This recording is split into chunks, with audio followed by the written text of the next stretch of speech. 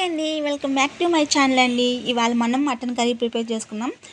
తక్కువ మసాలాలతో టేస్టీగా సింపుల్గా మనం ఇవాళ కర్రీ అనేది ప్రిపేర్ చేసుకున్నాం. చాలా టేస్టీగా ఉంటుంది. ఇప్పుడు దీని ప్రాసెస్ చూద్దాము. మటన్ అనగానే మనకు కంపల్సరీగా మనకు ప్రెషర్ కుక్కరే యూజ్ చేయాలి. ఎందుకంటే దానికి ఎక్కువ టైం పడుతుంది కదా. మన కుక్కర్లో అయితే ఫాస్ట్గా ఉడికిపోతుంది. ఇది అందరికీ చెప్పాల్సిన అవసరం లేదు.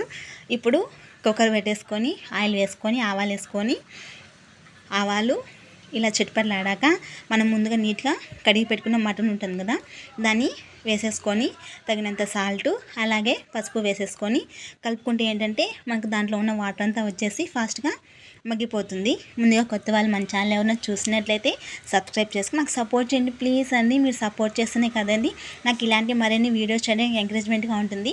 ప్లీజ్ అండి డూ సబ్స్క్రైబ్ మై ఛానల్ అండి. ఇప్పుడు అది అలా ఉడుకుతూ ఉన్నప్పుడు ఒక మిక్సీ జార్ తీసుకొని అల్లము వెల్లుల్లి అలాగే ఆనియను కొన్ని జీడిపప్పులు అలాగే సోంపు టమోటోలు కొంచెం స్పైసెస్ యాడ్ చేసుకోవాలి. నేనైతే ఇలా దాల్చిన చెక్క లవంగం అలాగే ఇలాచి వేసుకున్నాను. ఇవన్నీ వేసేసుకున్నాక నేను కొబ్బరి అయితే వేసుకోలేదు. కొబ్బరి అంతగా కొంచెం సెట్ అవ్వదు అందుకని చెప్పి నేను వేసుకోలేదు. కావాలంటే మీరు వేసుకోవచ్చు. ఇవన్నీ బాగా మెత్తగా పేస్ట్ చేసేసుకోవాలి. ఇప్పుడు మనం ఉప్పు పసుపు వేసుకున్నాక ఇలా కొంచెం వాటర్ అంతా కూడా వచ్చేసి బాగా మగ్గింది. ఇప్పుడు మనం ఆల్రెడీ మిక్సీ పట్టుకున్న ఈ అల్లం వెల్లుల్లి పేస్టు జీడిపప్పు ఇదంతా పేస్ట్ చేసుకున్నాం కదా, ఇదంతా కూడా అందులో వేసేసి బాగా కలిపేసుకోవాలి. అల్లం వెల్లుల్లి వాసన బాగా పోయేంత వరకు బాగా కాసేపు ఫ్రై చేసుకోవాలి. ఇప్పుడు తగినంత కారం, మామూలుగా నాన్ వెజ్కి ఎక్కువ కారం ఉంటే బాగుంటుంది. మీరు కారాన్ని బట్టి తక్కువ ఎక్కువ అడ్జస్ట్ చేసుకోండి.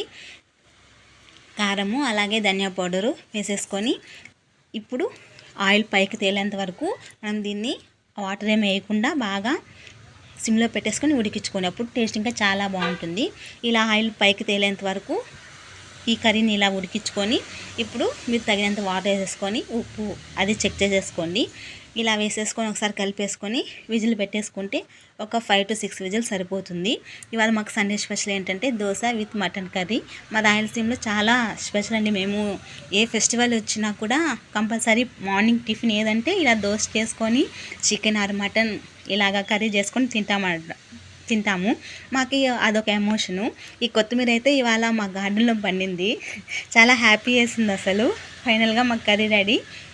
ఇలాగా దోశ వేసుకొని ఇలా తింటుంటే మామూలుగా ఉండదు. వీడియో నచ్చితే లైక్ చేయండి, షేర్ చేయండి, సబ్స్క్రైబ్ చేయండి. Thanks for watching.